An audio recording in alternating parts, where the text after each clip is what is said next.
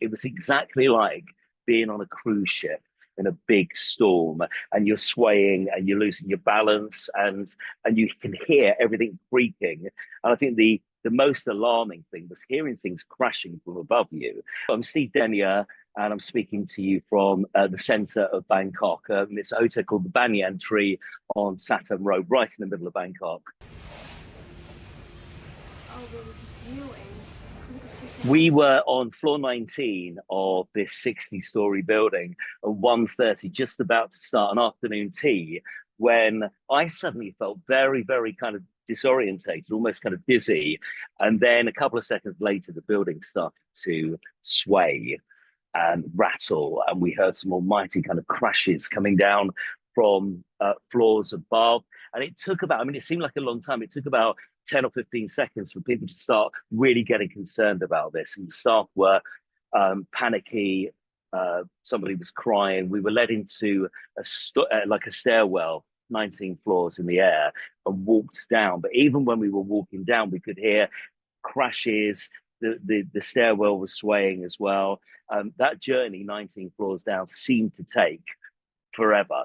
And we finally got out onto the pavement, and everybody was just was stunned, and we were all just asking us, what happened? Was it an earthquake? Are you okay? People look kind of visibly concerned, shaken. I hear the epicenter was in Myanmar, which is a long, long way away, and that was a 7.7 magnitude earthquake. But as I say, I mean, this was quite scary. I mean, I would say this is the scariest thing that's ever happened to me that I've ever experienced. It was exactly like being on a cruise ship in a big storm, and you're swaying and you're losing your balance, and you can hear everything creaking. And I think the most alarming thing was hearing things crashing from above you. And I seem to remember at school people telling me, you get into a doorway arch, that's possibly the safest space to be when something like this happens. So we were all trying to find little areas. It all happened so quickly, but even on the street outside, we were all evacuated. We could still feel kind of mini tremors afterwards, maybe an hour afterwards. It was very silent to begin with. The traffic just behind me on Saturn Road is absolutely solid. We've just heard like so many emergency vehicles trying to get to where they're going, but because of the bad traffic, no one is traveling anywhere. I know that the management here at the Banyan Tree were taking guidance from the authorities and government advice as to keep us outside because tremors were being felt on the outskirts of Bangkok. At the moment, we've been allowed back in. They were surveying the structural damage because the swimming pool lost quite a lot of water. You may have seen some of these videos, just unbelievable videos of swimming pools leaking over the side of high-rise buildings. In fact, just behind me, somebody here took a video of that happening. The whole of the swimming pool, it's like the building tipped over, and you could see the water kind of cascading 30 floors down. It's really quite something.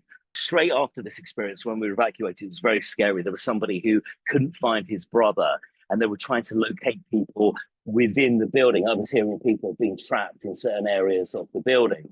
As far as I can tell, I've spoken to the manager here and staff, and everybody has been located, but it shakes you, I suppose. I was speaking to somebody whose parent was in town shopping, and they haven't heard back.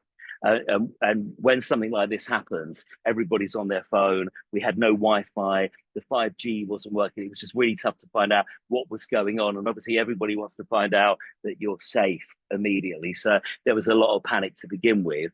Right now, I'm actually speaking on the poolside, floor 21.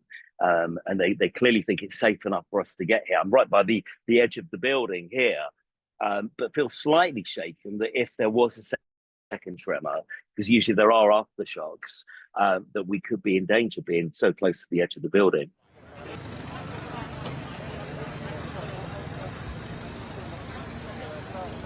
As far as I can tell, in the first hour or two after the earthquake, they were watching out for aftershock tremors, and now everything seems to return to normal. But as I say, absolute gridlock.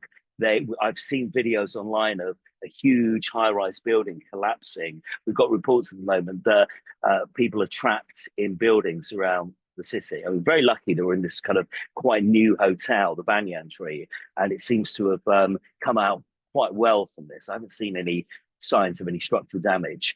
So at the moment, we've just been let back in. I'm due to fly back to the UK tonight, 2 a.m. time in Bangkok, which is 6 p.m. time here in the UK. So I'm hoping the flight, A, will be able to fly in, and B, it's going to be on time to leave. I heard from a friend who's just flown out to Singapore, and he said the runway is being checked every half an hour to make sure that everything's still safe for flights. But the flights have started to take off from the main airport here in Bangkok. There was utter panic. I spoke to somebody who'd worked in this hotel for 30 years who said, this doesn't happen. You don't get these big. There's been a couple of aftershocks apparently in the past. Of course, if you look back to 2004 in other parts of Thailand, they were affected by the tsunami. But this is a complete one-off. It's never happened. There was absolute shock when this was going on. People were very, very scared. If there ever was a sign that maybe you shouldn't have gone away, I think this week could have been it. So last Friday, I got a message from Emirates saying, your flight's been cancelled, Heathrow's closed. I was one of the lucky ones because I spoke to Callum and Chloe on Times Radio Breakfast, and I said, I don't know if I'll be able to get away, but they did manage to find me an earlier flight. So I flew away. And actually, while I've been here, I've had the best week. It's been great. It's been relaxing. I had this 1 week with people coming in from all over the world, and we've got together, friends I haven't seen for ages. But what a finale. I was literally in the final few hours of checking out the hotel, getting ready to go to the airport when this happened this afternoon. And everything stopped. I kind of realized I'm not going anywhere. I'm looking down at the traffic, and I haven't seen traffic like this at all. I mean, Bangkok is just at a standstill at the moment. There is nothing moving. There's emergency vehicles just stuck in miles and miles of traffic at the moment as everybody, I suppose, tries to travel home or tries to get out of the city to safety.